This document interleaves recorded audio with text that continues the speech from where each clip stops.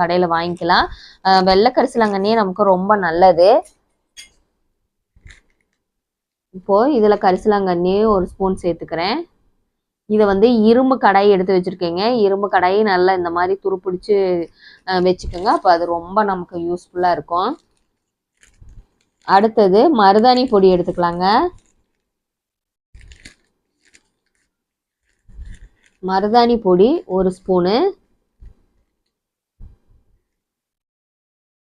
மருதாணி பொடி இன்னும் கொஞ்சம் கூட சேர்த்துக்கோங்க. அடுத்தது நெல்லிக்காய் பொடி. நெல்லிக்காய் பொடி இது ஒரு ஸ்பூன் சேர்த்துக்கோங்க. மருதாணி பொடி மட்டும் அளவு அதிகமாக சேர்த்துக்கோங்க.